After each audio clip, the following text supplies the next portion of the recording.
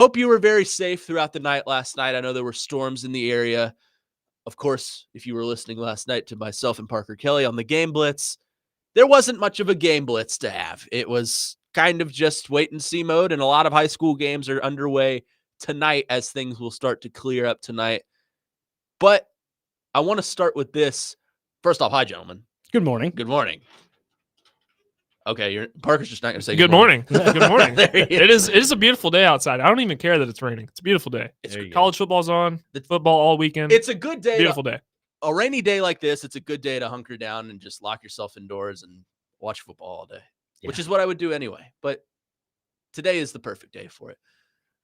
We didn't get to it last night, so I want to provide our listeners last night that were tuning in for high school scores at least one update. Blackman and Riverdale, the game of the week, in my opinion, seemingly lived up to that expectation after a 2-hour rain delay or lightning delay.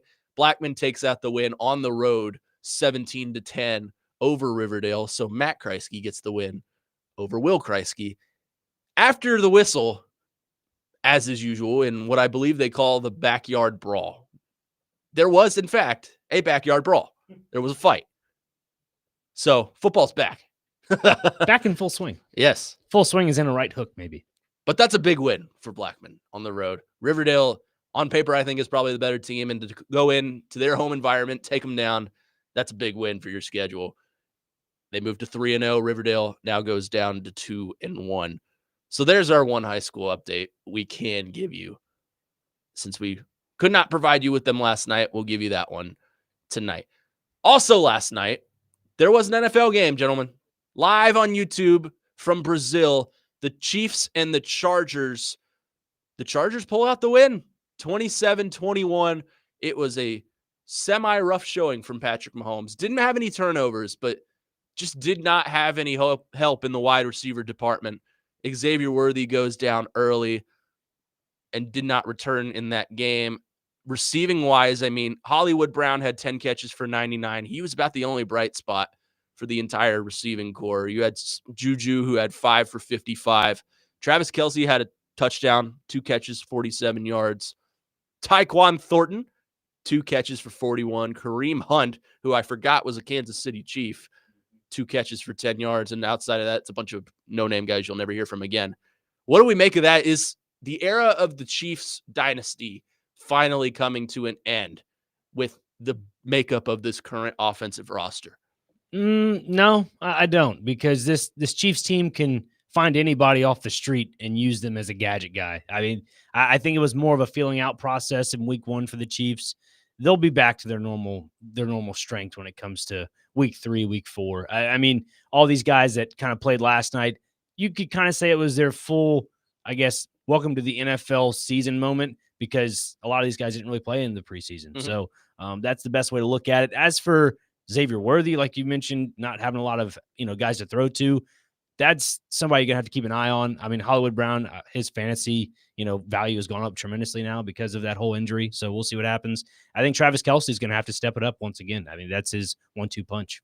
Yeah, and you mentioned Patrick Mahomes not having help in the pass catching room. Well, he led the team in rushing. Patrick Mahomes had to lead the team in rushing because had a rushing touchdown. Isaiah Pacheco only had 5 carries for 25 yards. Kareem Hunt, 5 carries for 16 yards.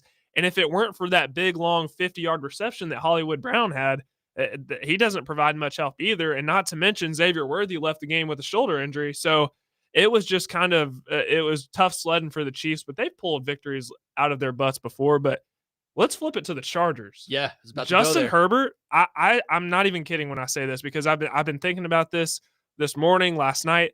I think that might have been the best game from Justin Herbert I've seen in his NFL career. It was a very spread the wealth game from Justin Herbert. He wasn't targeting one guy in specific, but there was one guy in particular I was very impressed with, and he looks like, based on this one game, he's finally figuring it out, and that's Quentin Johnston. Had 2 touchdown catches, 5 catches for 79 yards on 7 targets. Didn't have any major crucial drops in that game last night, so I was very impressed. As you see that big beautiful blue field right behind me.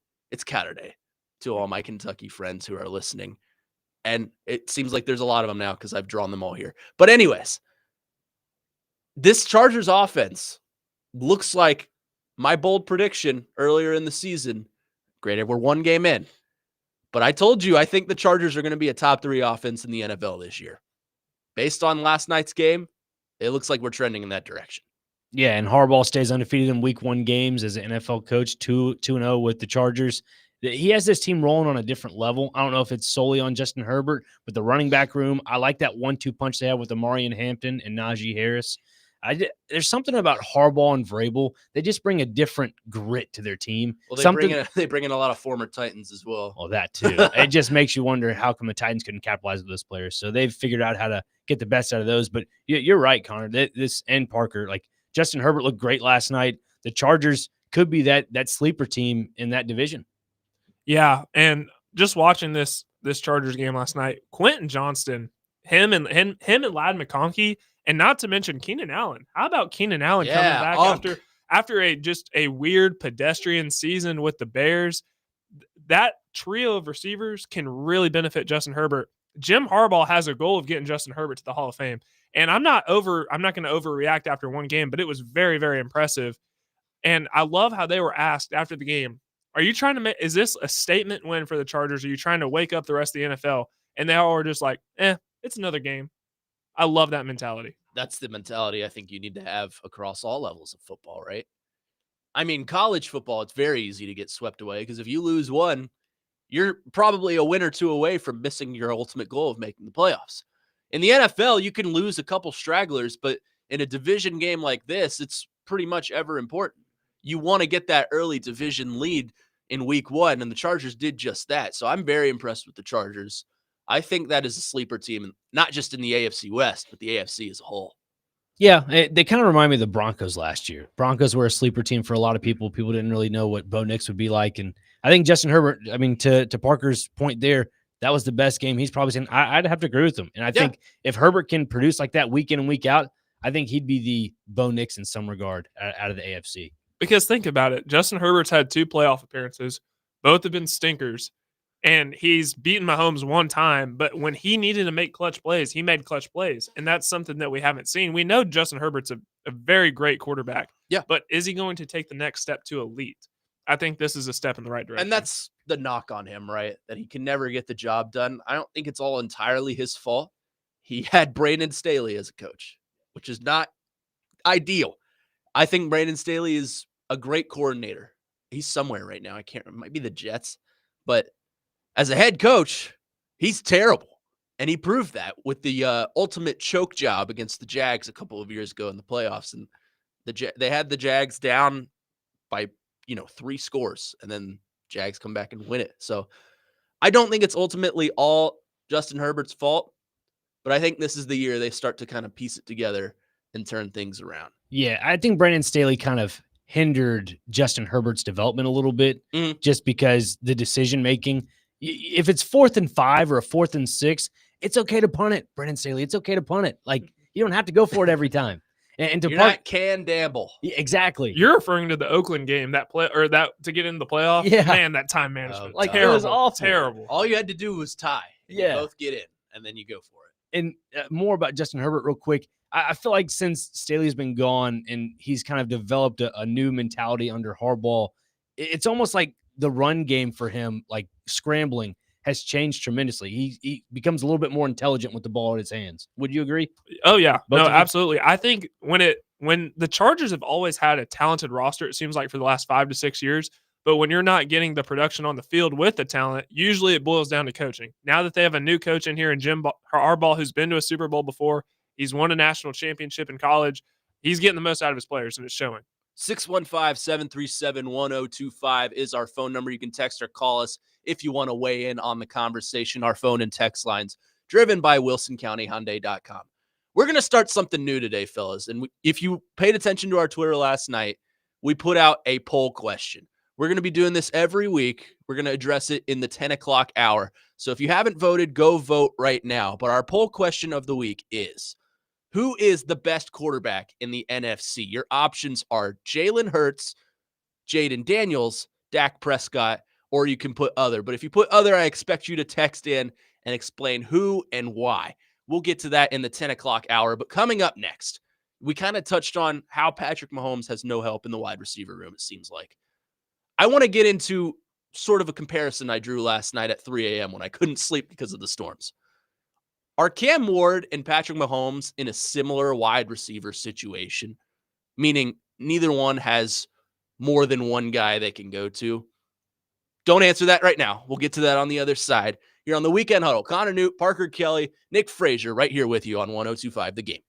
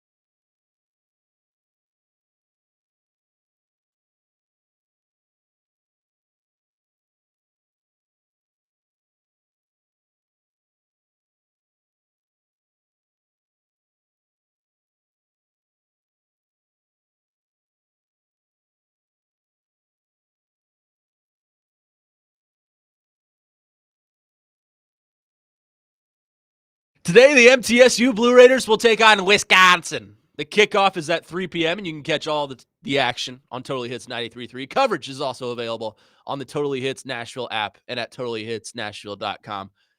Jake Wallman just spinning it this morning. We are off to a great start. Fantastic. I've been having that one in my back pocket. I am like really wanting to play that when it's raining like it is outside. Fantastic. And I walked out the door this morning. And I'm like, oh, buddy, Today's a good day for some Smoky Mountain rain. I'm loaded today, baby. I mean, I am very impressed with that. That was great. How can you not love Ronnie Millsap? I love Ronnie Millsap. It's a great song. Incredible. Early 90s country in general is just fantastic. You should play Rocky Mountain High next segment when we talk about Titans or whenever we talk about Titans and Broncos. That's a good idea, Parker. Thank you. John Devers. Yep. Just don't play that one song that has the word Rocky in it. I will ban you from the airwaves. Even though it is the state song. No. Yeah, I mean, we're on Tennessee radio, which would, I mean, it would suffice, but it's not profitable. It's not profitable. So we kind of touched on it last. First off, Weekend Huddle back here with you. Connor Newt, Nick Frazier, Parker Kelly, Jake Wallman behind the glass. We kind of touched on it last segment, and I kind of want to tie this to the Titans situation. It's no secret that based on watching that game last night, you can tell Patrick Mahomes does not have the help in the wide receiver room.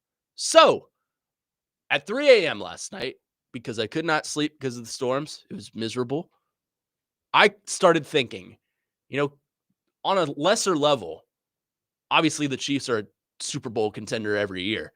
On a much lesser level, Cam Ward is somewhat in the same situation as Patrick Mahomes is with his receivers. And what I mean by that is Patrick Mahomes has Xavier Worthy, who I think is a young star in the making, but he's reliable. Cam Ward, of course, has Calvin Ridley, who is his go-to guy, a proven guy, a guy that he can trust. Outside of that, not much there.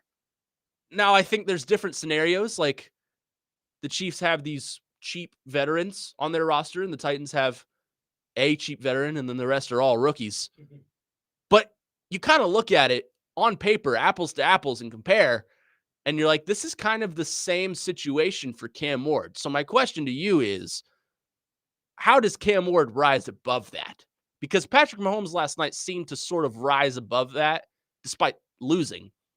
But he had a rushing touchdown. He had a pass touchdown to Travis Kelce.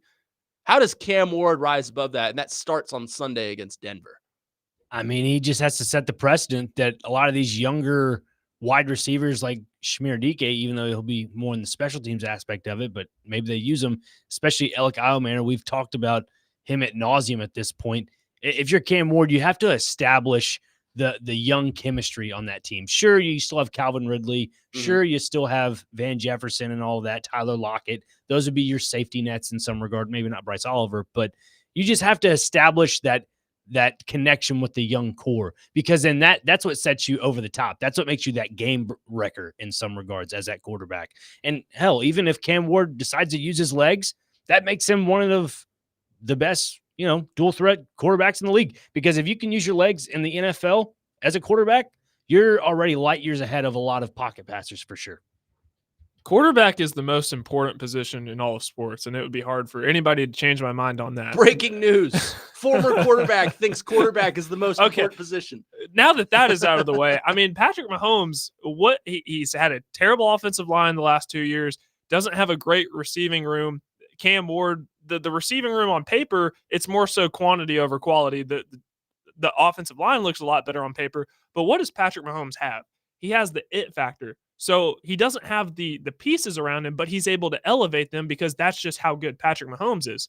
So if Cam Ward has that same thing, then he should be able to elevate the people that are around him. We have to wait and find out to see. But if he does, then he will elevate the others around him. I think it's going to be telling of what kind of quarterback Cam Ward is, right? Like you just mentioned, Patrick Mahomes is probably the best quarterback in the league. He has the it factor, and he can kind of elevate himself over that offense. This is kind of how we see what Cam Ward is made of. I don't think he has been perfectly surrounded by the guys that are going to elevate him and make him an all-pro quarterback in year one, but it's kind of a testament to see, all right, well, how does he work in a situation like this? Let's put him through the mud, test him through the waters, and put him with some unproven guys and see if he makes wine out of water. You know what I mean? So I think, kind of like Parker's saying, this is kind of how you prove to see if you've got your guy, right? You've got to see if he connects with, he's going to connect with Calvin Ridley. We've seen that in action. But how does he elevate Alec Iomanner and Shmir Dike and even Bryce Oliver and guys like that are unproven young talents, but can make a name for themselves early on in their career with a young quarterback like this? That's where my head is at. Yeah, and I kind of mentioned it yesterday because now that Dre Greenlaw is officially out, And I will stress You this. love you some Dre Greenlaw. No, I'm just saying he's just out, which is a huge piece of that Denver defense because now Cody Barton's with the Titans. I will say this ad nauseum, and I will say it again, and again. Cam Ward can establish his name in this league by exposing the middle of the field. This is the game to do it. It truly is. I mentioned a little bit about Gunnar Helm yesterday, but even if Alec Eilmaner takes a little drag route over the middle, that's exactly what you need. Because, like I was saying, you can establish those young names, build that chemistry, and that will literally elevate you as a quarterback. It really will. Going along with Frazier's point, Cam Ward does have an opportunity to make a big statement because Denver, some say they have the best defense in the league. I think they're a top 3 defense. Vance Joseph is very similar to Brian Flores, the defensive coordinator in the Vikings in this way, is that they love to blitz. They blitzed 30% of the time last year. And quarterbacks are taught that when the defense does blitz, you throw into it because there's a vacated area to throw into. So if Cam Ward does that, he knows where his hot reads are. He knows when to get the ball out. He'll be fine. He'll be fine. Yeah. And that will limit the opportunities to make turnovers, which would be huge. Yeah, and I think he's going to make, and we'll get into this a lot more in the next segment, he's going to make some, quote, turnover-worthy plays. Plays that may not result in a turnover, but look to be the part. Like if he makes a bad read and the pass is just dropped. Or if he makes a fumble, but it's recovered by the offensive line or something like that. I think he's going to make some of those. How many? I'm not exactly sure, but you're going to see some of those. You're also going to see some flashes because you know what? He's a number 1 overall pick. He's your rookie quarterback, and you hope that you see flashes. But my key to this game going into tomorrow is how does he elevate the offense? Does he provide the X factor tools that you hope a number 1 overall quarterback pick does? I would believe on paper, probably so. But like Patrick Mahomes, I'm kind of looking at this and thinking, okay, if Calvin Ridley is taken out of this game, how does he adapt? Is he finding Gunnar Helm in the red zone? Is he looking at Chigakonkwo? Is he going to try and connect with Alec Eilmaner and, those two make a name for themselves in that connection area? It's a matter of how does he compose himself in a situation when things start to go bad. And I think that's what separates a good quarterback from a great quarterback. So we'll see. Indeed, we will. Yeah. We will see in due time. No one, don't all speak at once. We're all ready to press the mic on button. So it's a loaded crowd today. Yeah. I mean, it just, he does have an opportunity to make a big statement. I'm very excited for 3:05 p.m. tomorrow. Very excited. 615-737-1025 is our phone number. Our phone and text lines driven by WilsonCountyHyundai.com. You can get in on a conversation, text or call us. We await your answer. Coming up next, I kind of just alluded to it. Cam Ward, how many turnover-worthy plays will he have? And if he does, how does it negatively impact the Titans' chances against the Broncos on Sunday at 3:05 p.m. Central Time? That's coming up next. Weekend Huddle. Connor Newt, Nick Frazier, Parker Kelly here with you on 102.5 The Game.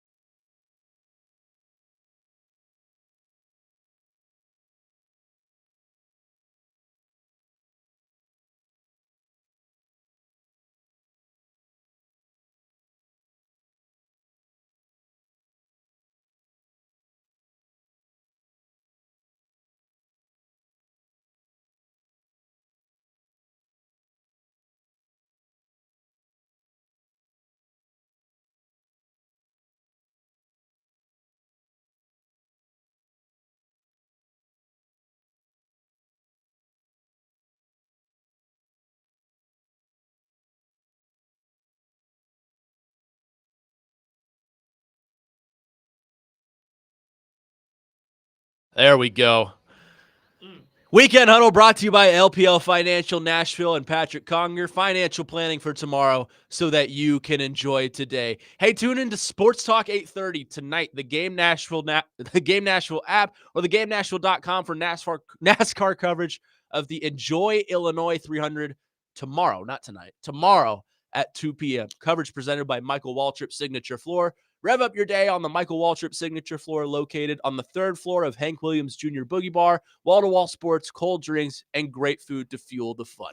Welcome back in Weekend Huddle. Connor Newt, Nick Frazier, Parker Kelly here with you, discussing what Cam Ward's performance needs to look like Sunday against the Broncos in the afternoon. I heard DVD talking about this yesterday, and they didn't go super in-depth into it, so we're going to do that right now. They described Cam Ward having, quote, turnover-worthy plays, meaning Cam Ward makes a bad read, but the pass is dropped, or just overthrows his guy, but it's not interception, or fumbles and it's recovered by the Titans. Turnover-worthy plays that don't result in a turnover, but are worthy of that. How many of those plays do you think Cam Ward will have? And if he does, how do you think that impacts the Titans' chances against the Broncos?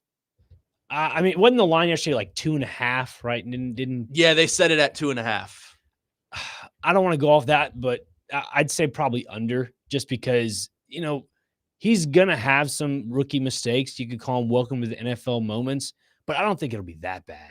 There's no way it can be that bad. I think he's smart enough to be, everybody looks at him as a captain because he is. And as one of those team leaders, a team leader doesn't make that many mistakes. He just doesn't.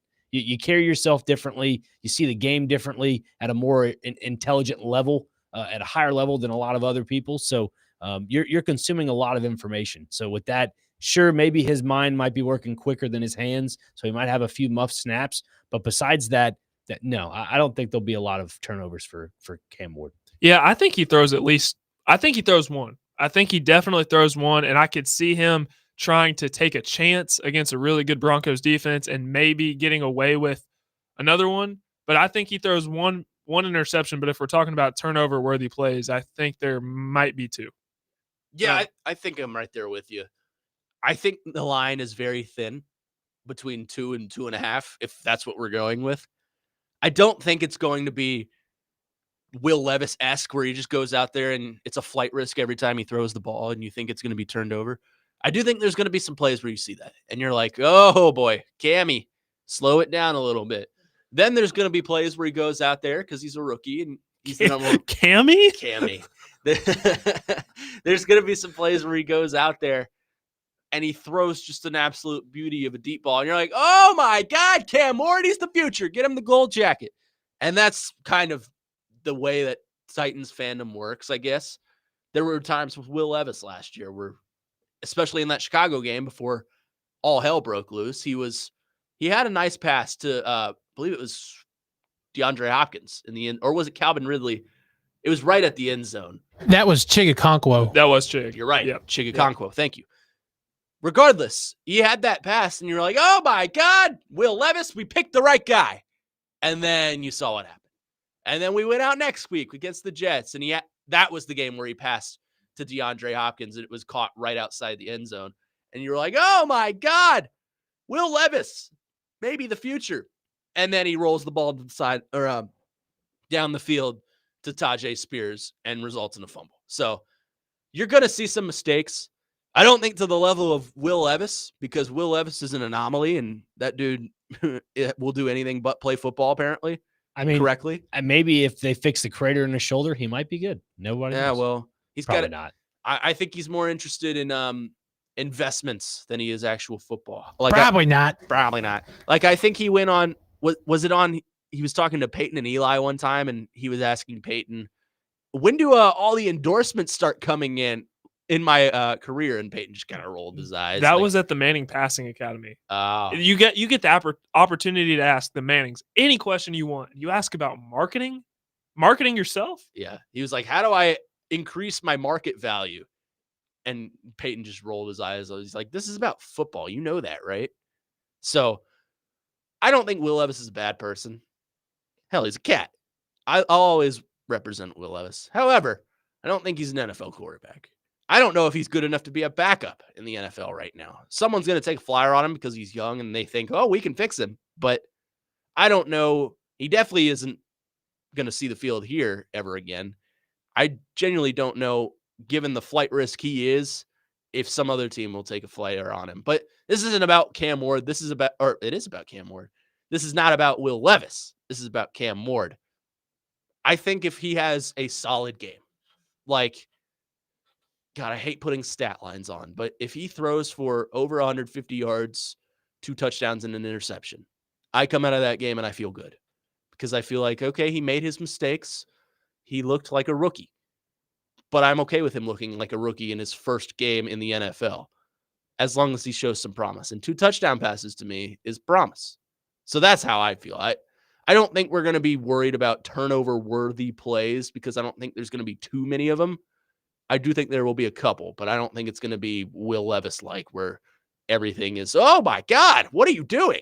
Yeah, I mean, you mentioned 2 touchdowns. If I had to put a little stat line out there, probably say 1 touchdown for, I don't know, 215. 215 seems like a generous number. I think he'll kind of struggle in the first half just to get a feel of the game. In the second half, I think he kind of gets his rhythm under his belt and he starts, feeling the game, and that's where that touchdown comes into play. I think when you look at this Titans offense, especially Cam Ward leading the helm of it all, you got to rely on those, veteran wide receivers, Tyler Lockett, Calvin Ridley. Last segment we talked about, the comparison with Patrick Mahomes.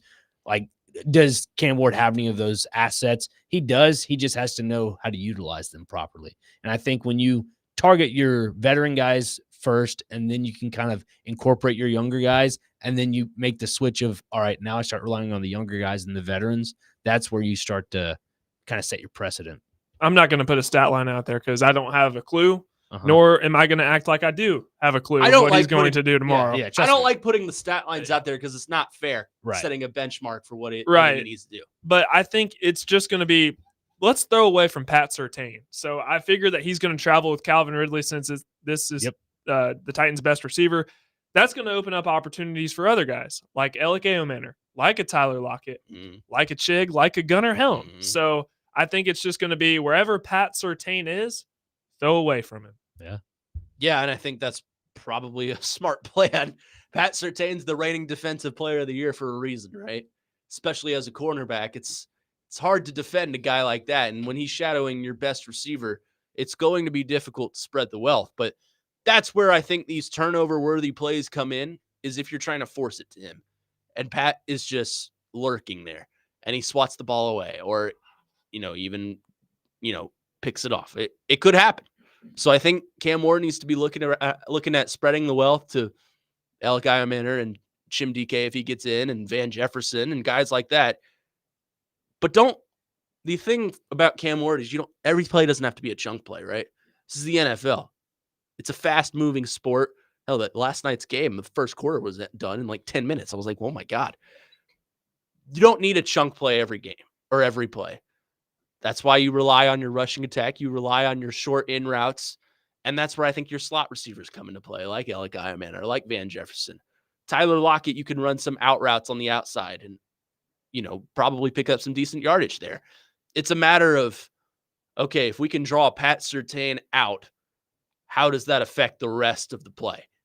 Are we looking up the middle, like you said? And I think that's probably a good plan, because this will be the one week in week 1 where everyone is testing the waters.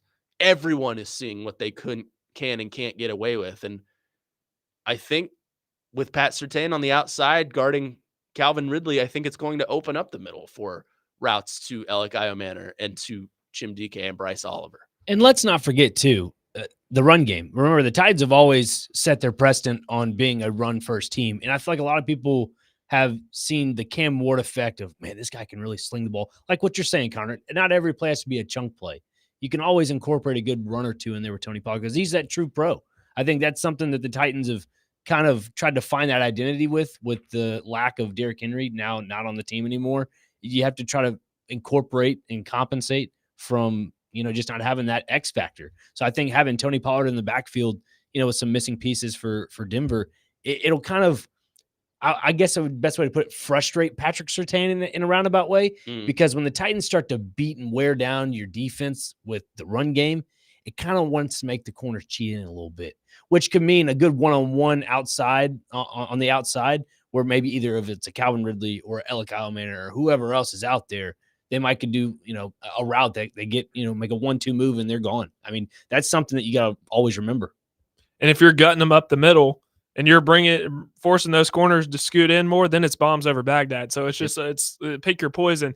But here's what I worry about with the Titans run game, because Tony Pollard is obviously going to have a huge workload in this game. He had a huge workload last year with Tajay Spears being injured on and off throughout the year. Kalel Mullings is questionable with an ankle, so we don't know what his workload is going to be. I think you're going to have to rely on Tony Pollard a lot, but I don't believe that is going to be a sustainable option, because Tony Pollard played through an injury last year because he had to. And I don't think you want to be in that same situation this year. No, you can't afford that. Let's get to some of your texts. Again, 615-737-1025 is our phone number if you want to chime in on the conversation. Our phone and text line is driven by WilsonCountyHyundai.com. 2622 says, I know the talk is on Cam Ward. I'm kind of not really worried about the offense. I think it's extremely upgraded from last year, but man, our defense, I'm extremely worried about there. I think that's a fair point. I don't want to put the term extremely upgraded on the offense, because it's not. It's still probably a bottom offense in the NFL on paper. The defense is where my worry is. That said, we talked about this a little bit yesterday, Frazier. I am not on paper super impressed with the Broncos offense. I don't think it's this fiery, just going to bomb over you the entire game offense like some of the national media makes it out to be. That said, if you are not on your P's and Q's, they will.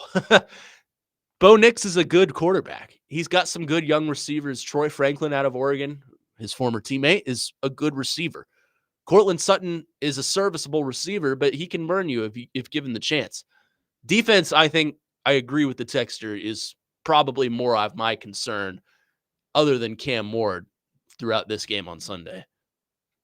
Yeah, I mean, you also got to remember about Marvin Mims. He's an out, fully healthy to play. That's kind of Denver's gadget guy in the slot.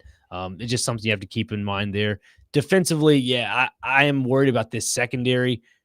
There's that whole thing about Kevin Winston Jr. with his whole ACL process, how it's kind of put at a setback right now, just because the recovery didn't go as well. But then you look at L'Jarius Sneed and you wonder how much of a factor he's going to play in Sunday's game. Is Jarvis Brownlee going to be the same Jarvis Brownlee of last year? Yep. Like you can be excited for all this, and they may look great in training camp, but this is the regular season now. I feel like a lot of guys sometimes have that. Yeah, it's a ramping up process through training camp, but it sometimes doesn't transfer over into the regular season for some guys. It just, that switch just doesn't flip. So I don't know. I know I'm kind of talking in circles a little bit, but I'd be worried. If I'm a Titans fan, I would be worried about the defense and just be offensive heavy, kind of like college football. If you have a really good offense, have them run up the score, because your defense is not going to compensate for that. TD and I, when we've been out at practice, the secondary just has not looked good. Yeah. It's not looked anywhere close to where we thought it might be in practice, bringing over guys like Xavier Woods and Jarvis Brownlee year 2 and things like that. We had Jeff Legwald, who covers the Broncos for ESPN NFL Nation, on talking with TD, and he said that Troy Franklin was actually probably one of their better performers in camp. The whole year. Franklin. So I expect to see him have a great year 2 in his second year in the NFL. I see this receiver room, even though it may not be what the Chargers have or what the Bengals might have, I still see this wide receiver room giving the Titans secondary fits. And I hope I'm wrong, but I think that's just a concern I have. I think that's more of a concern of the lack of depth on the Titans secondary than it is for the actual talent of the Broncos wide receiver room. But should be an interesting game on Sunday. Of course, the Titans debut, the Cam Ward debut era. Throw away the preseason. Preseason does not count. I will fight you to the death on that. 615-737-1025 is our phone number. You can text or call us if you want to get in on the conversation. But coming up next, Frazier, it's time for you to take over the show. I hope I hope you got something planned. Should I Oh, be yeah. excited? Because I kind of am. Are we going to talk Calcio? No, not talking Calcio. I mean, I might preview a little bit of that if you want. But no, talk a little Calcio. Hey, I got some rugby update for you. Oh, yes. Maybe some of that. I don't The know. Australian rugby update. That's coming up next on the Fraser Files here on Weekend Huddle. Connor Newt, Nick Fraser, Parker Kelly. We'll be right back here on 102.5 The Game.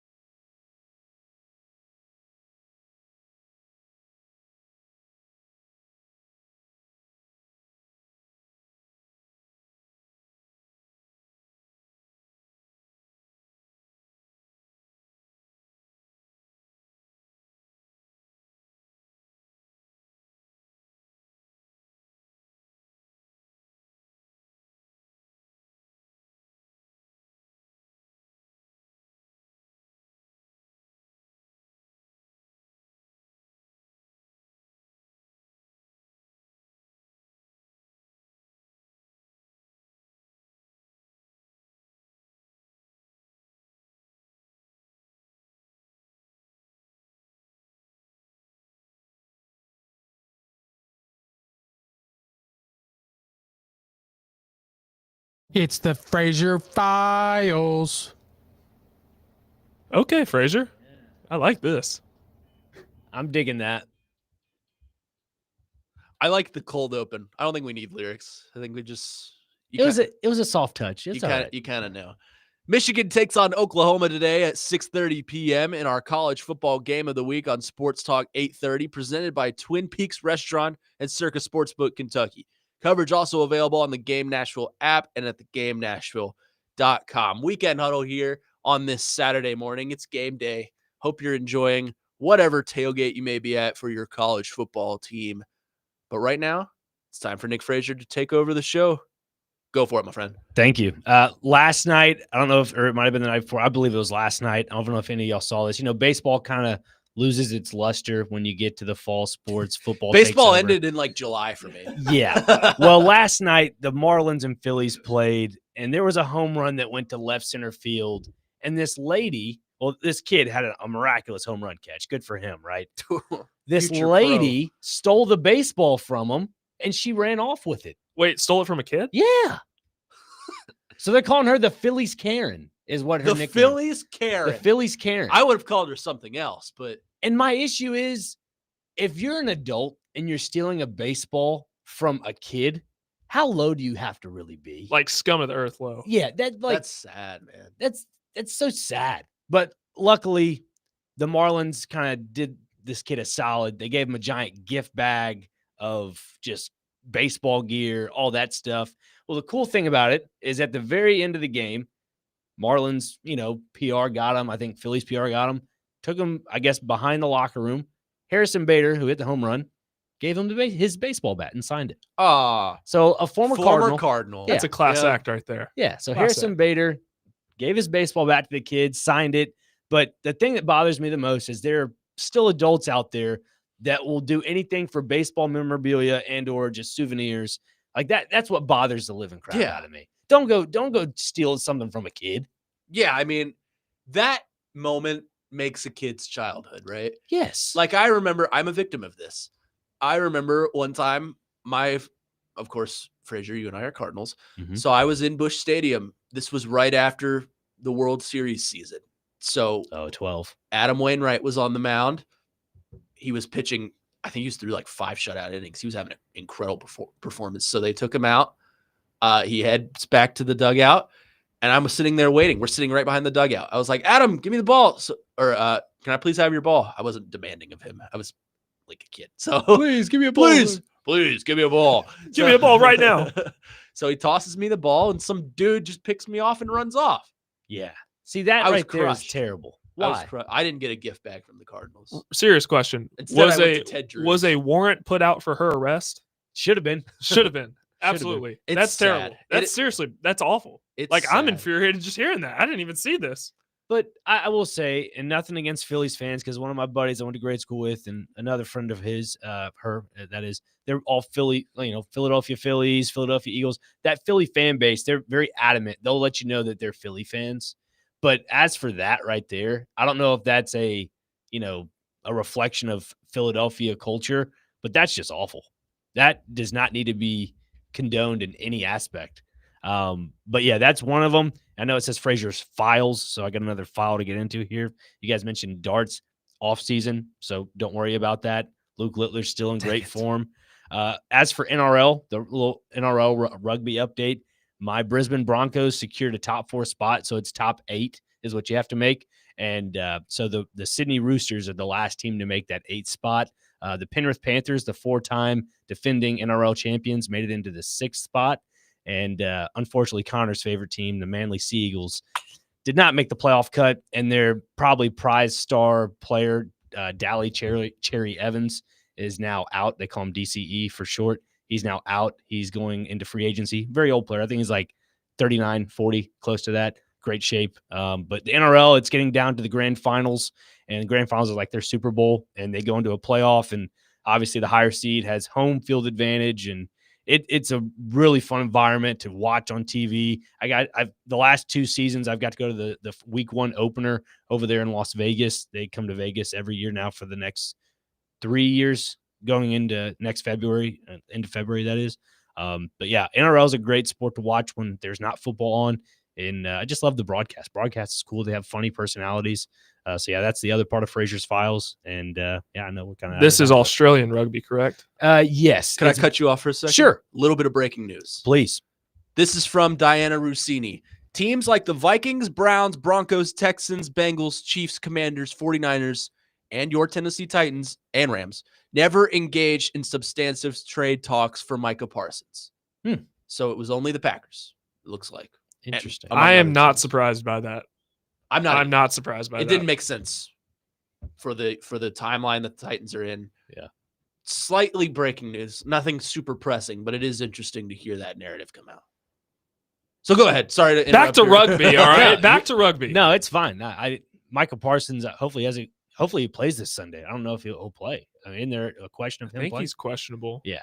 They play the Lions week 1, so no cupcakes to start for them. Not at all. I just want to go to the text line real quick. Some of the people are responding to the Phillies take. They're also telling me I'm very young, which is a well-known thing. It's all right, Connor. Yes, I was a kid in 2012. I was 8. So if that makes you feel old, then there you go. Josh. Matthew Nashville says most Philly sports fans are jerks. I don't know if they're primarily all jerks. I think it's just like the culture in a roundabout way. It's just a very aggressive culture. Philly fans are passionate. Doesn't matter Yeah. what the sport. Eagles, Phillies, 76ers, Flyers. Yeah. I know one Philly fan, and he is not I don't know how to say this nicely. Can I cut you off again for more Oh my breaking gosh. news Sure. related to your Titans? The Titans are signing safety Amani Hooker to a 3-year, $48.6 million extension As expected. per Jeremy Fowler. Good for Amani Hooker. Jeremy Fowler seems to be the local reporter around here. Man, He's the team beat. He's on the beat. he's a great person. Is he really? Jeremy Fowler, he's very nice. Did you talk to him? I when he was did. here? I did. Us tall guys, he's very tall. He's 6'4". So us Wow. tall guys have to stick together. He's a very nice person though. So I'll there make you sure go. to bring my step stool. So there you go. 27-year-old Amani Hooker is here for 3 more years. So that'll take him to his age 30 season. He will be here until 2028. Contractually. Obviously, things can change through trades.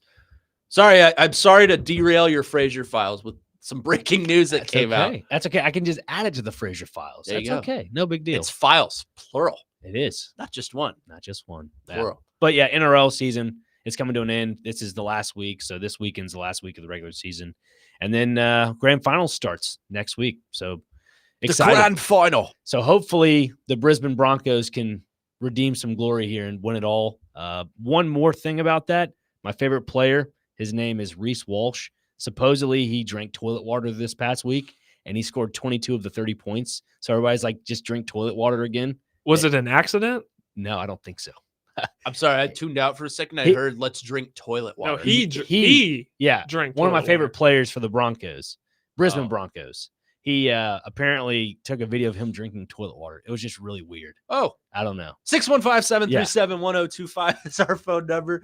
If you want to chime in on the conversation. Supposedly local media says it's a thing going on right now. So I don't know if that's a phase. Let's stop this Yeah. right now. I'm just I'm putting it not out going to there. Australia anytime soon. Australia's not a real place.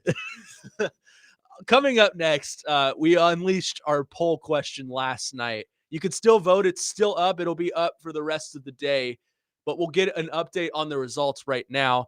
Our poll question over on our Twitter account: who is the best quarterback in the NFC? Is it Jalen Hurts, Jaden Daniels, Dak Prescott, or other? For the 13.2% of you that say other, I expect a text who that is and why. But that's coming up next here in the second hour of Weekend Huddle. Connor Newt, Nick Frazier, Parker Kelly here with you on 102.5 The Game.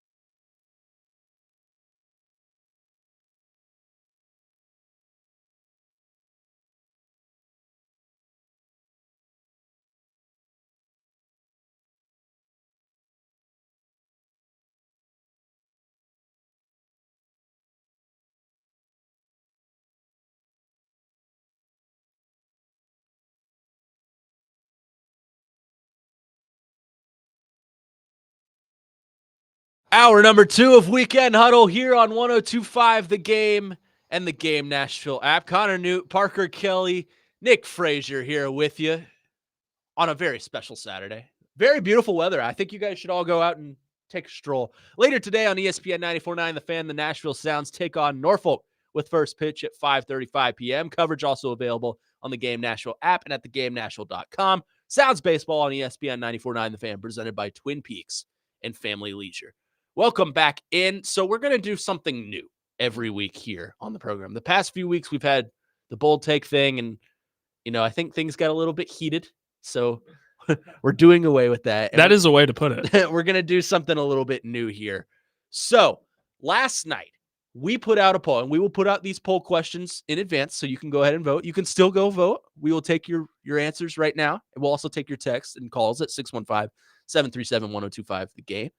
Oh, well, that's not – the game is not the number, but 615-737-1025 is our phone number. So the poll question we asked last night, because I was kind of inspired by a conversation Frazier and I had yesterday, and it actually got some debate on the text line, so I want debate here. Who is the current best quarterback in the National Football Conference, the NFC? Our options are Jalen Hurts, Jaden Daniels, Dak Prescott, or other. But if you say other, I expect you to text in or comment on the tweet or what have you, or call in and tell us who and why. So I'll reveal the current standings of our poll as it stands right now at 10:04 a.m. on September 6th, 2025.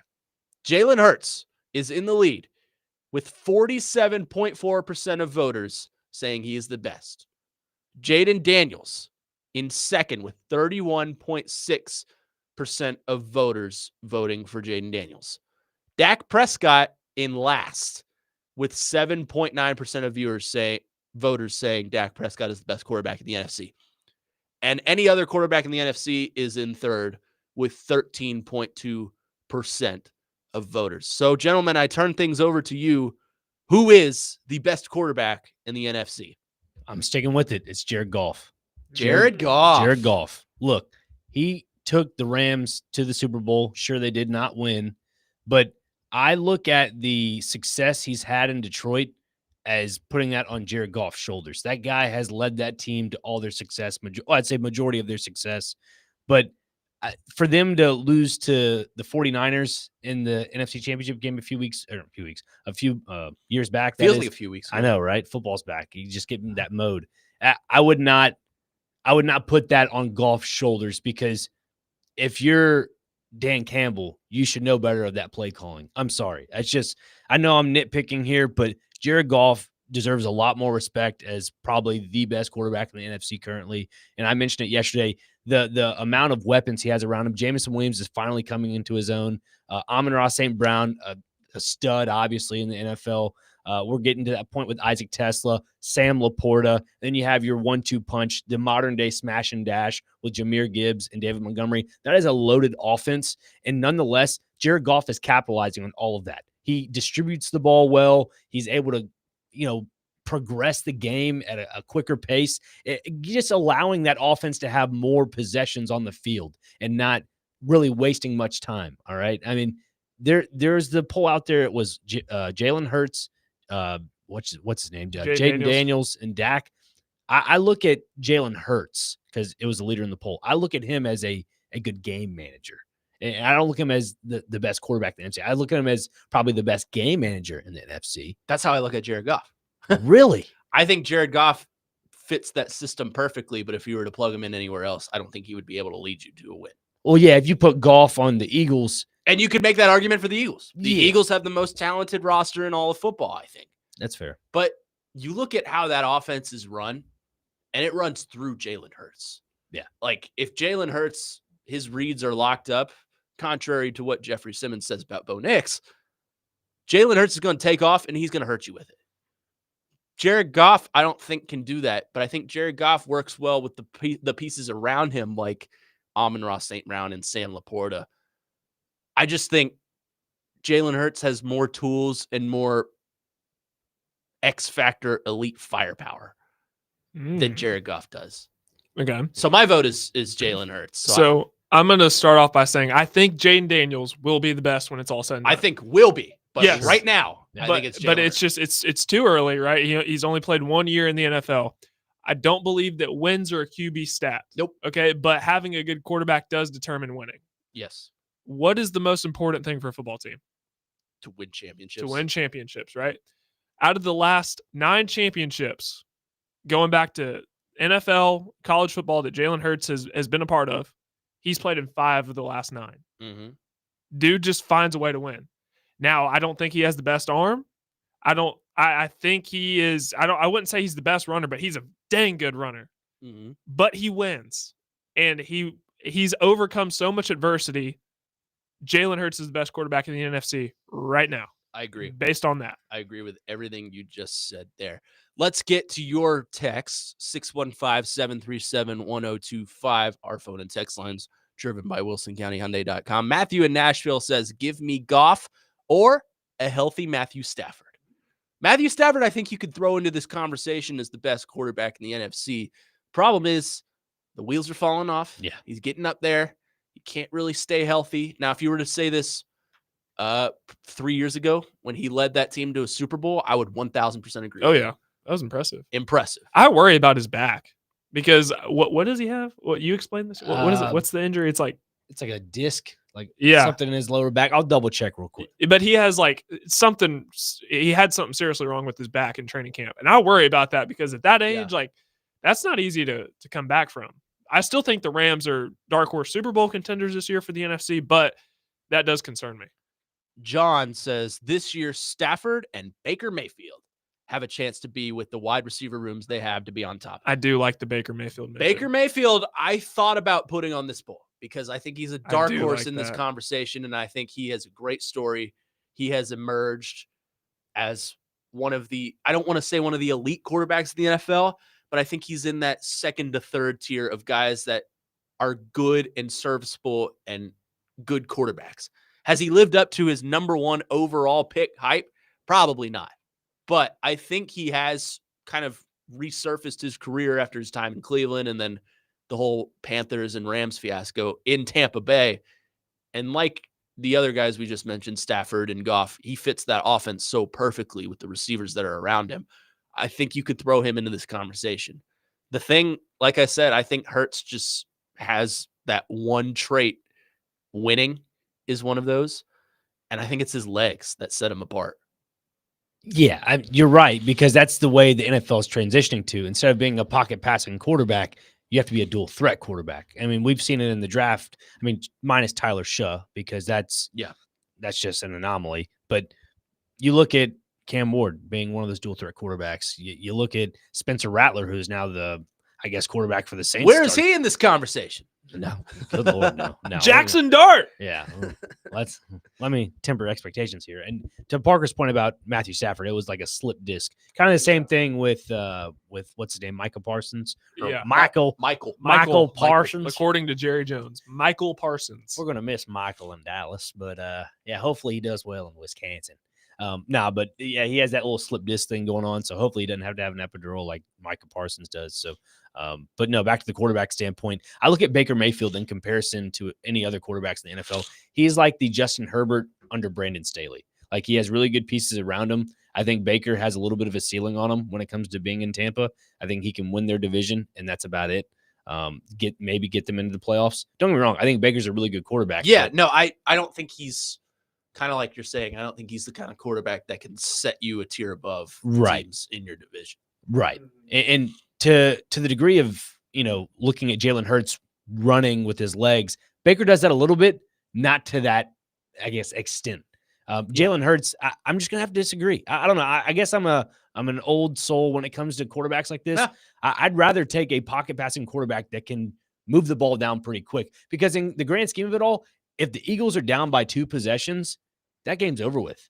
And just to be frank with you guys, because if you have to rely on Saquon Barkley to open up for a 60-yard run, that might not happen. More than likely, it won't happen. So I'm with Jalen Hurts. I'm with Jared Goff on this one. I think the thing about Jared Goff that is amazing is they threw him away in LA, dude. They threw him to the website, but Dan Campbell and that city of Detroit really welcomed him in, and that boosted his confidence, and that got him where he is today. I really think that situation of a coaching staff believing in you, a city believing in you, a team believing in you, that can flip you around. And I think the same thing with Baker Mayfield in Tampa, that sometimes you just need a change of scenery. Sam Darnold in Minnesota is another great example. So I really love that. A name that I've not heard. I'm in on Jared Goff, by the way. Thank you. Appreciate it. He's been I have him in a keeper league for fantasy, and he has really pulled me out of some tough spots. But a name that I've not heard that I would tell you is probably one of the best quarterbacks as of like 3 years ago, Brock Purdy. Yeah. And I'm kind of worried about like where he's at on this list. I know CMC is, I think he's dealing with a calf that he may not play tomorrow. You know, like where does this San Francisco offense go after a really tough year last year? So, I mean, it'll be interesting to see where Brock Purdy goes this year. Yeah, I think he's been kind of figured out. Brock Purdy doesn't do anything for me, and I think the San Francisco window is closing. 1329 says he agrees with Parker and I. Hurts is the best QB in the NFC because Hurts is a winner. And I don't think that's the only thing you can measure what the greatest quarterback is. Talent comes in. It's like I said, wins are not a QB stat, but that dude just finds a way to win, and that's the clutch. Like, here's something I believe. Tom Brady is the greatest quarterback of all time, right? Because he's got 7 rings. He is the epitome of greatness. That said, I think Joe Montana is probably the more skilled quarterback than Tom Brady. Okay. You could make the argument, but it's like MJ and LeBron. LeBron's had the better career because of longevity's sake, but Michael Jordan's the GOAT because Michael Jordan has the greatness factor with him.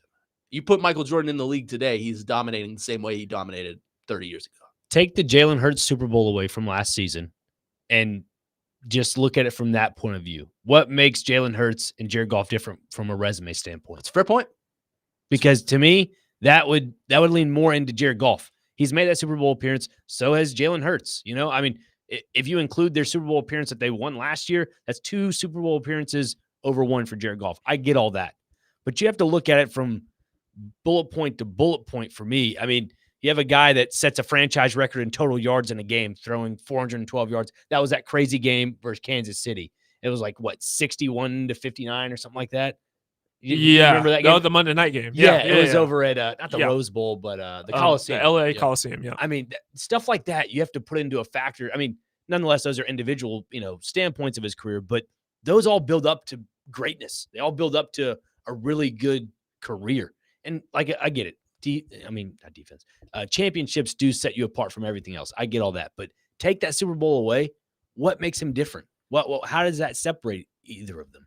It's a fair point. 615-737-1025 is our phone number. You can get in on the conversation. We'll continue this conversation up next because it's getting a lot of great interaction, and I think it's an interesting conversation to have. Also, contract details for Amani Hooker's extension have just come out. We'll give you those coming up next here on the Weekend Huddle. Connor Newt, Parker Kelly, Nick Frazier here with you on a Saturday morning on 102.5 The Game.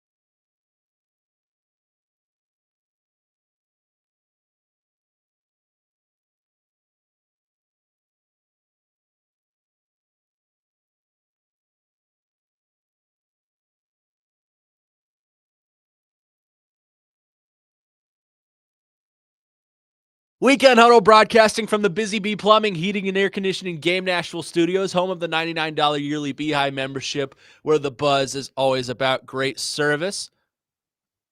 Hey, the Commodores take on Virginia Tech today. Pregame at 5 p.m. and kickoff at 6:30 p.m. Vanderbilt football brought to you by Gary Force Acura and Smoky Mountain Tops. Weekend Huddle, of course, sponsored by LPL Financial. Investment advice for you in the short term and for the future. Connor Newt, Nick Frazier, Parker Kelly here with you. We're going to continue this conversation because it's been getting a lot of texts and we want to get to some of those. Who is the best quarterback in the NFC? Parker and I say Jalen Hurts. Frazier has thrown out Jared Goff. Texter on our text line, driven by WilsonCountyHyundai.com. Ron says, where's the love for Jordan Love? Not quite there yet. I put him in the tax bracket of Jaden Daniels. That's the tax bracket I put him in. I think Jaden Daniels is over Jordan Love right now. This year is the prove it year for Jordan Love to really set his precedent in the NFL. I'm with you. Because you now have Matthew Golden. You have a true wide receiver, number one. Mm-hmm. I mean, they have Tucker Kraft as their tight end. A lot of young pieces on that offense. And I just think it all needs to click in one season to really see what you have as a true NFC contender of a quarterback. I think there are 5 quarterbacks this year that can knock down the door to becoming elite, and I think Jordan Love is one of them. I think he's really good / great, but I'm kind of with Frazier. Like, I just want to see him kind of. I think they're a Super Bowl contender with Micah Parsons now. If they're able to get to that point, and Jordan Love has a phenomenal year, then I'd be willing to say he's in that category. But as of right now, I'm going to hold off. Yeah, I'm in the same boat. I think he's a good quarterback. I think he's a good game manager. I'm curious to see what he looks like with Matthew Golden now. Does Matthew Golden elevate him to a new level? Because you look at the Green Bay receiving room, not a lot of elite talent there, right? Like, it's a lot of wide receiver twos on other teams with Jalen Reed and Christian Watson, who's always hurt. Now you have Matthew Golden, Romeo Dobbs, all these guys like that. They don't have that elite wide receiver talent like they have in the past with the Aaron Rodgers era, where it was Jordy Nelson and Randall Cobb and Devontae Adams and guys like that. They don't have that. However, they seem to produce the passing game quite effectively with Jordan Love. So I'm curious to see how he takes that step up. Abel on our YouTube chat, I'm going to give you an opportunity to defend yourself here, Frazier, says, Goff over Hurts. What a god-awful take. Hurts has outplayed Mahomes in both Super Bowls. Hurts is the MVP in every big game for the Eagles, and Goff is just another guy. Nick Frazier, your thoughts? No. I mean, don't get me wrong. Jalen Hurts has more awards and honors. I get all that. But if you look at statistically speaking, this guy is, I mean, I've been in the league a little bit longer than Jalen Hurts, but overall has a lot more stats that have helped his team get to where he needs to be. Again, I get it. He uses his legs. But when you have a guy like Jared Goff, that's the quarterback you want. That's the true system, not a system quarterback. That's the true quarterback you need if you want to go to the next level. And some people may say differently, but I'm not in the camp of dual threat quarterbacks like the Eagles run. I'm just not a fan of the Eagles offense. It's not fun to watch. It's run, throw a pass once or twice. Run, throw a pass here. Run. I don't like that. It's boring. If you want to watch a fun environment and watch a great game, watch the Eagles. You're disgusting. No, watch the Detroit Lions. They have everything. I was pretty entertained by the environment on Thursday night until we got that lightning delay. I mean, yeah. I mean, you could get your spitting battles any time of the day, but I mean, come on now. I will say Jared Goff is the better passer. I don't think there's any disagreement there. Yeah. At least I hope not. No, I agree. Yeah. But I don't think Jared Goff is elite at anything, maybe accuracy, but Jalen Hurts is an elite runner. So he has that going for him, and he shows up in the big games. So I'm still going Jalen Hurts. Texter asks, do we have game day on? A kid just made a kick and won $200K. Yes, it is on behind me. Obviously, I can't turn around mid-show and watch the kick, but I was informed that the kid won $200K. So congratulations. We have been working back here that if College Game Day comes to Vanderbilt at any point this year, we're going to try to get the show out there, and our own Nick Frazier will kick the field goal for Pat McAfee. We're going to make it happen because he said that he could do it. I could do that in my sleep. Here's what you're going to do. It's a chip shot. You can do it in your sleep. Here's what you're going to do. Okay. You're going to wear a cowboy hat. And you're going to wear boots. You're going to go out there and kick it, and you're going to win us a lot of money. So wait a minute. I got to do this in cowboy boots? Is it harder or easier to do it in cowboy boots? It depends on what type of cowboy boot. Like if we're talking like leather, Leather boots. No, I mean, yeah, Does that give you an advantage? cowboy Because boots, leather. Whatever you got to do to give you an advantage and win this station a lot of money is what you're going to do.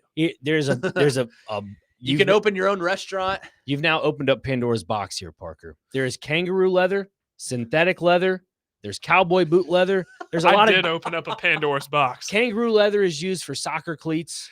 Synthetic leather is used for majority of football cleats. And then you have your regular cowhide leather that you use for your Kangaroo cowboy. leather. If Yeah. that's what they use in soccer cleats, that's what you need to use. Oh, it's cheddar cheese, man. Yeah, I mean, you might as well just sign the check for me. 615-737-1025 is our phone number if you want to get in on the conversation. Coming up next, big game for the Commodores as they head down to Blacksburg to take on Virginia Tech tonight in a rowdy environment. What's at stake for them? Do they come out with a win? Plus some other games going on tonight and today. Oklahoma, Michigan, of course, is where game day is right now. We got a border war tonight, Kansas versus Missouri. And for all my Cats fans out there, we'll talk a little bit about Kentucky and Ole Miss. That's all up next here on the Weekend Huddle. Connor Newt, Nick Frazier, Parker Kelly with you right here on 102.5 The Game.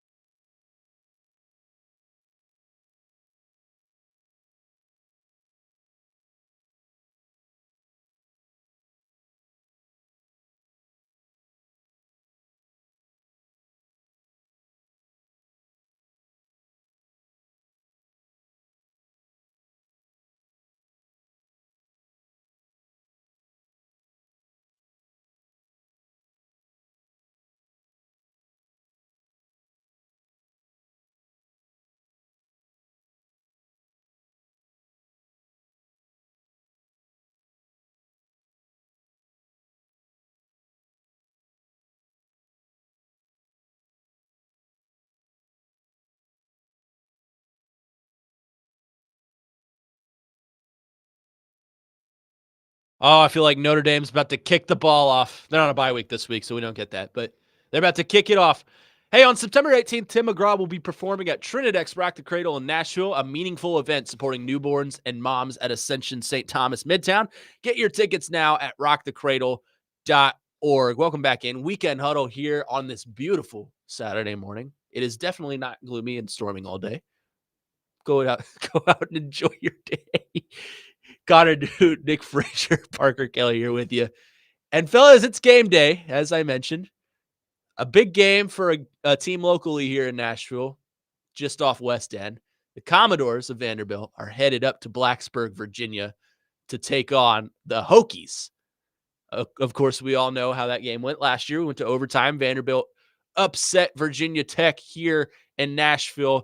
They are underdogs on the road, headed up to Virginia Tech. What do we make of this one? How do we think this one plays out?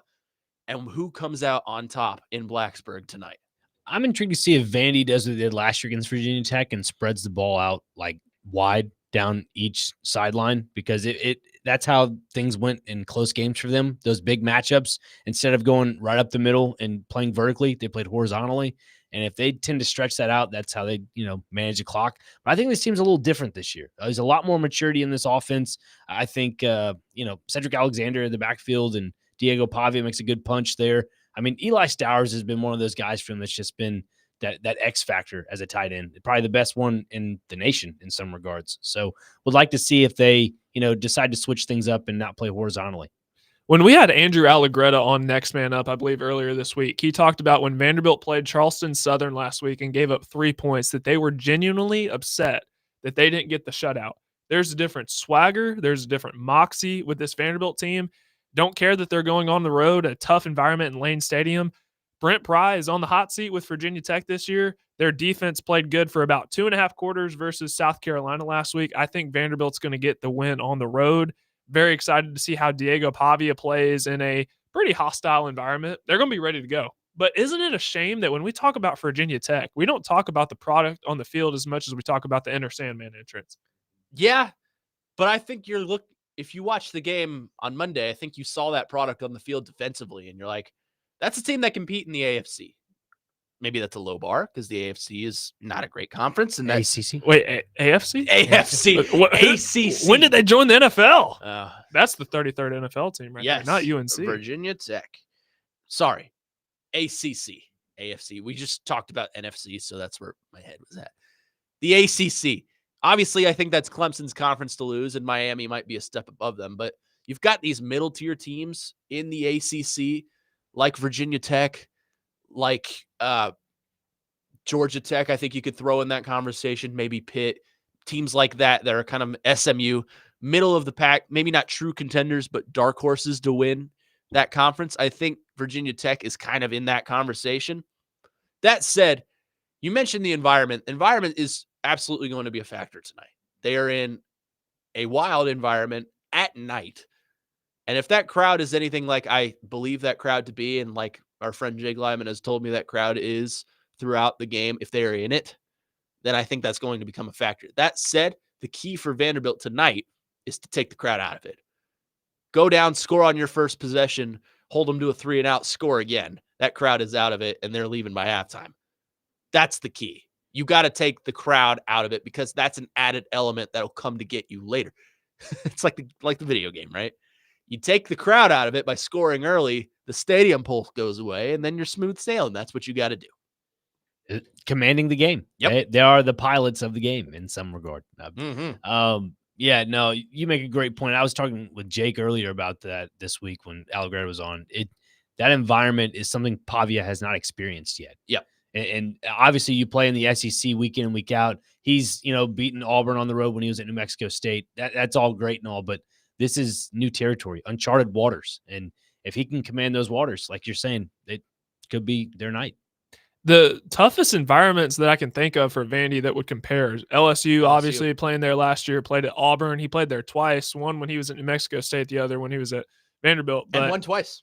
Yeah. So I don't think that this is going to phase Diego Pavia at all, just considering how he is, his personality.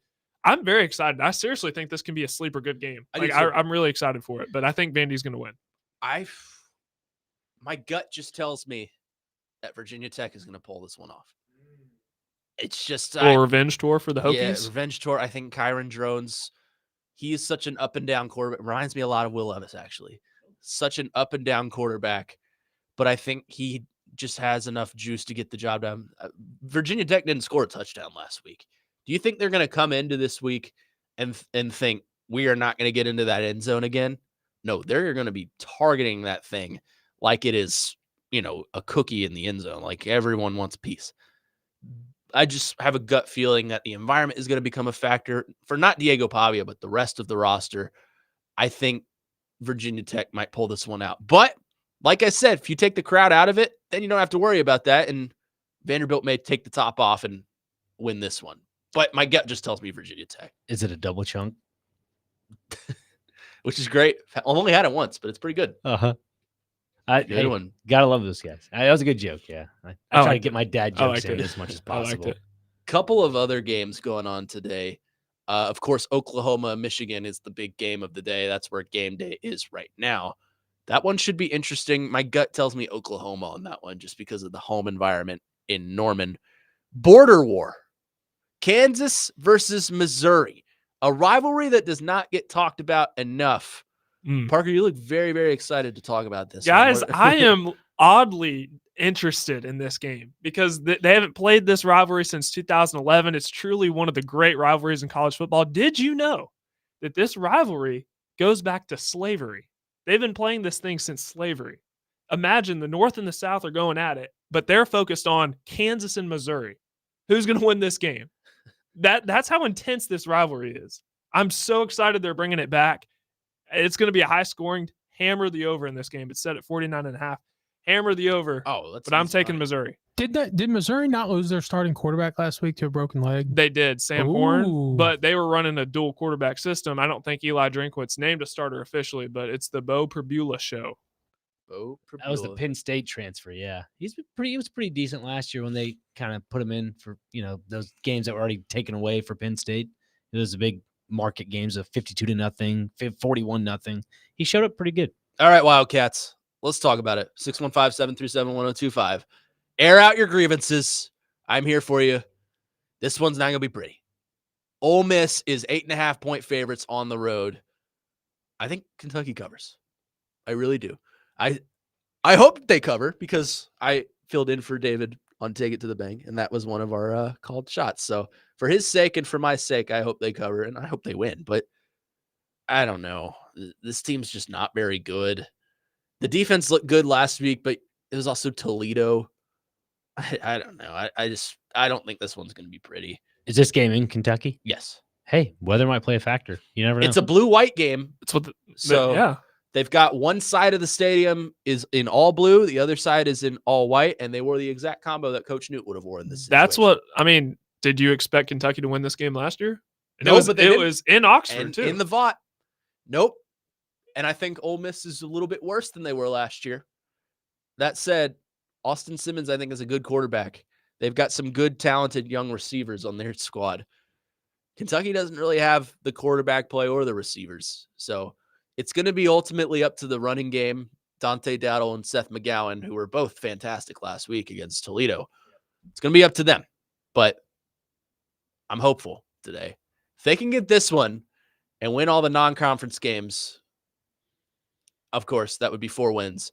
Then you knock off Tennessee and maybe a team like Vanderbilt that you can beat. Then I feel good. I see Jake Wallman laughing behind the glass when you just said that. Yeah, he can laugh. I'll be there. It's every year. That's the thing about it. What? Connor gets really just spiced up for some Kentucky football. No, we know this. And that's fine because we get spiced up about Tennessee and Fraser gets. I'm not allowed to be passionate? No, I'm not saying that. It's just every year Kentucky fans can set themselves up for some failure. It's just something. Football is just a hobby until it gets to basketball season for Connor. Okay, the most ironic thing I've ever heard. I have a comment. Go for it. I think Tennessee fans do the same thing. Yep, that's what I just said. Do we not hear this every single year from? Oh, we're going to the playoff. No, we're going to win a national championship. This is our year. Yep, you hear it every single year. I Even if I did not say that this I was know, our year. I'm not saying you do. I'm just. I didn't say this was our year. He didn't say He's either. talking about the toxic side of the Vol Twitter. That's what Yes. he's talking about. There are here. toxic sides of every single fan base. I said maybe you pull one off you're not supposed to Yeah. against Tennessee. Do I think they're going to go in and beat Tennessee? Hell to the no. Hey, you never know. But you never know. This is Hey. college football. Let's be honest, though. There's no fan base worse out there with expectations than the Dallas Cowboys, okay? Dallas Cowboy fans are the worst at that. Yeah. Every year's their year. You might be So- tied for them. What week is Kentucky, Tennessee? It's late. It's in October. Yeah, it's late. Let me get the October. date, the I don't exact know- date. I don't know pulled if I up. want to come in for the show that day. I mean, It'll be. I probably won't be here. really. I'll be there. He'll be in Lexington, and so it's October 25th, and it's probably going to be a night game. It'll be a night It says on ESPN it's between 6 or 8 p.m. Eastern time. Yes. Under the lights, So Kroger Field, which is a stupid name for a field, if I must say. I call it Commonwealth. It's Commonwealth. It's Commonwealth Stadium. It's Commonwealth Stadium. It's Thompson Bowling Arena. Yep. You know. Bingo. 615-737-1025 is our phone number. Last call for phones as we leave you to get you set for some college football here on the air. I believe it's Baylor and TCU Yes, it playing is. right after us. Yeah. Baylor SMU. SMU. SMU. The SMU, Ponies, the baby. Mustang. It's the three. Saddle up. It's the Saddle up, everybody. Pony Express. Yep. It's the three-letter teams. 615-737-1025 is our phone number. When we come back, we'll play our favorite game. Where are they now? I will host. Nick Frazier and Parker Kelly will go to war. That's up next here on the Weekend Huddle. Connor Newt, Parker Kelly, Nick Frazier here with you one more time on 1025 The Game. I saw an opportunity.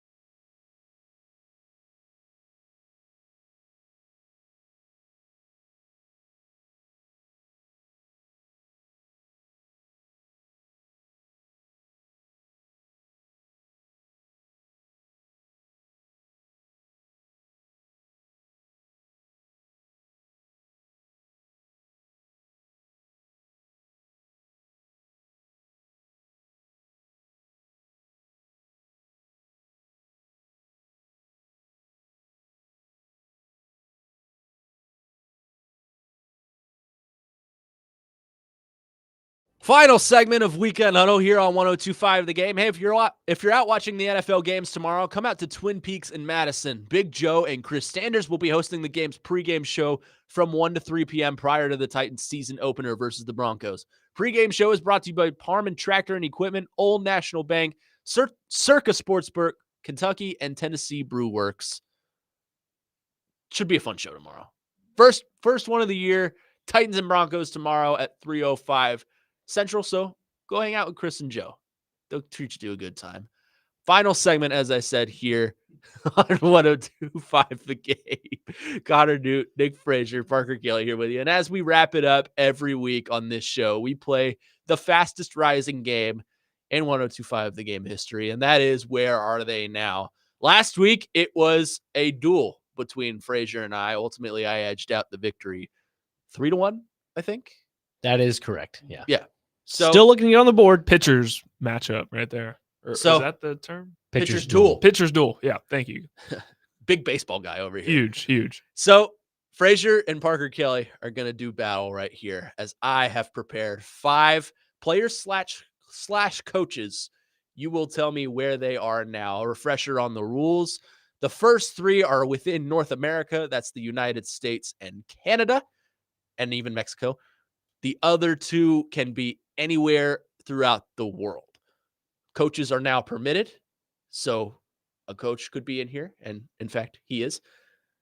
1 point for league, 2 points for precise team. In the event of a tiebreaker, I will give you the career path of a professional athlete. I'll give you the sport before. Your job is just to tell me who is that player. Are we ready? Let us do it. Your line was aye, captain, but that'll work Aye, too. Captain. All right. Hit the music.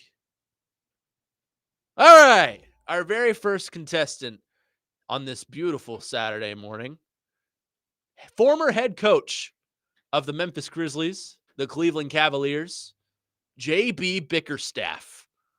Where is J.B. Bickerstaff coaching right now? And you both just have blank faces, meaning you. Who? J.B. Bickerstaff.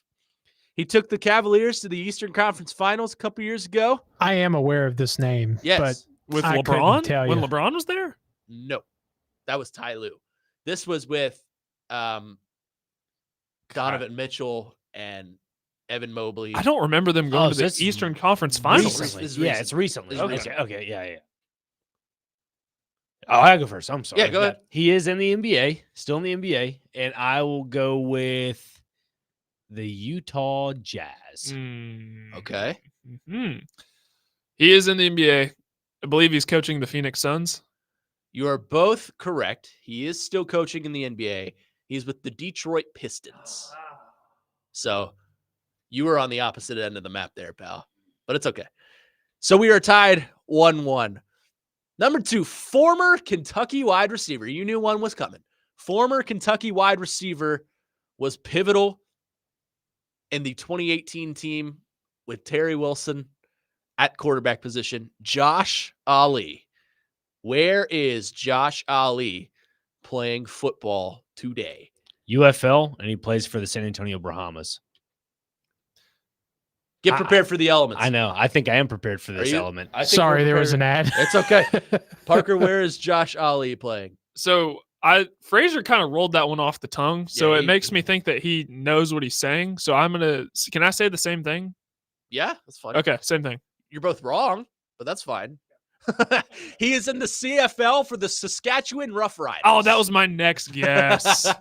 So we are tied at 1.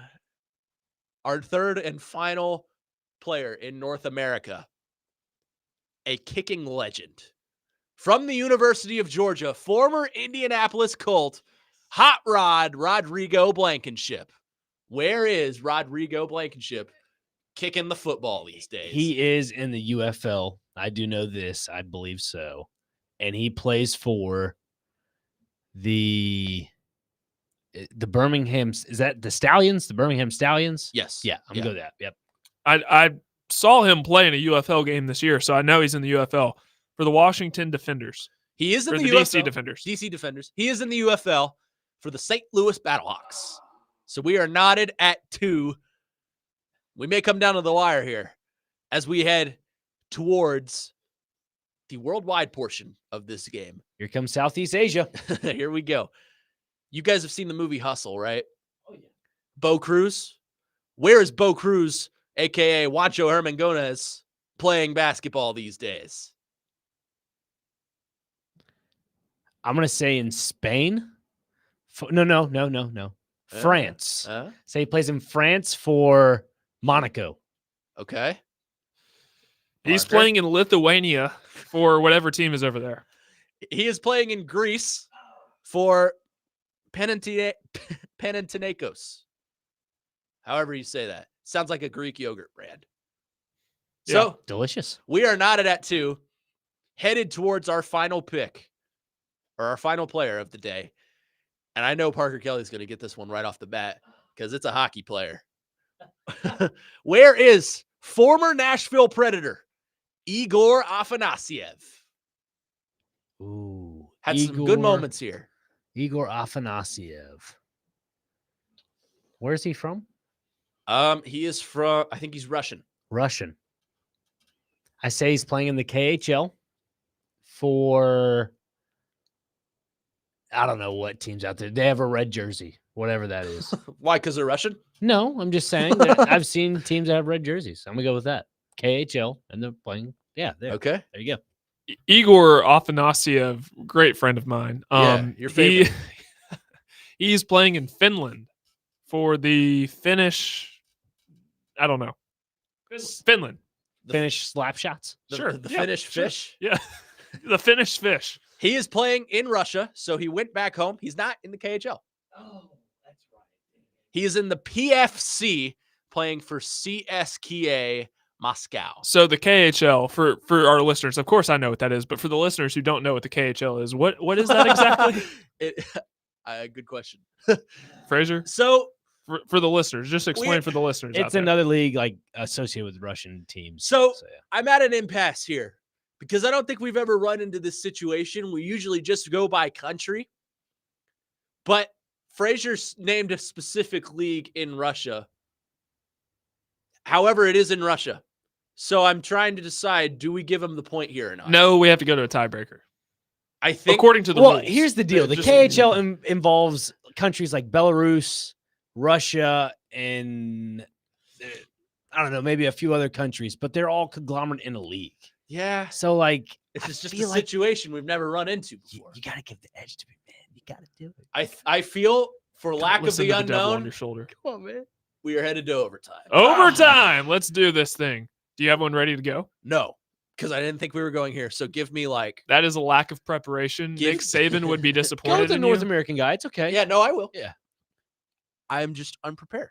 I still think I deserve to win for those out there listening. I mean, I'm on the same continent, man. I'm just not on the right ice rink. I I'm on the don't. same I don't continent. think. Oh, another ad. I'm sorry. Come on, Wallman. Come on, But Wallman. I don't think. I don't think being on the same continent constitutes the same league. I'd have to agree with that. Unfortunately, I'd have to agree with that. But it involves teams from Russia. I mean, yeah, but like, yeah, if but you, the US. I mean, if the USA Yeah. involves, the NFL and, Yeah, and I Major League guess. Baseball, unfortunately, they're all different leagues. Fraser, I am sorry. I apologize. You were so close. The esteemed council has spoken. Yes, AKA our sources up in New York, AKA my consultant Jake Wallman has spoken. I mean, I created this game. What? I'm getting outed on my own show. I mean, own game here. What?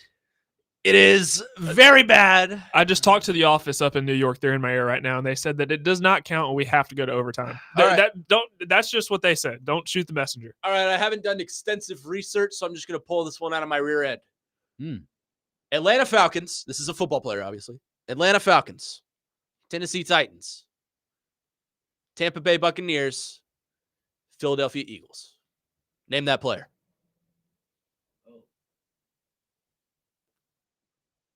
Fred? Active player?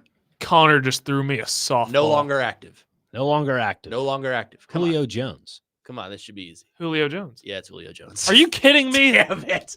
So we're not at 3. I got to find another one. Okay. Former basketball player. Sacramento Kings. New Orleans Pelicans. Golden State Warriors. Houston Rockets. There was one more. Los Angeles Lakers. Who's that player? DeMarcus Cousins. And that's not in any order, correct? That is in order. Brandon Ingram. It's DeMarcus Cousins. Tag! I'm on the board. It's happened. We've broken the streak. Boogie Cousins. Frazier with a walk-off. Right That's my there. first ever loss. Need in this to add game. in there. He is banned from the Puerto Rican Basketball League. That is my Yes. first ever loss. I need to go home and I need to reflect I in the didn't mirror. want to say Puerto Rican Basketball League, but I looked at Frazier's eyes and he knew it. My eyes opened up. It's just the golden gates have I opened. was scared you weren't going to get Julio Jones. I was like, come on, Are you man. kidding me? Not I knew you, that as him. soon as okay. I thought he wasn't Not either, you, which I no. was really excited about. But Well, ladies and gentlemen, I'm pretty smart, guys. I may not look it or sound it, but hey, I'm pretty darn smart. well, that'll do it for us here today on Weekend Huddle. It's been a blast. Hope you enjoy your game day. Although the slate for college football may seem a little bit down today, it'll still be a fun day. NFL tomorrow. We got Titans action. Make sure you tune in to the pregame show live from Twin Peaks in Madison with Big Joe and Chris Sanders, forever Titans wide receiver. But for Jake Wellman behind the board, for Nick Frazier and Parker Kelly, my name is Connor Newt saying goodbye. We'll see you next week. Baylor, SMU, college football coming up right here on 102.5 The Game. See ya.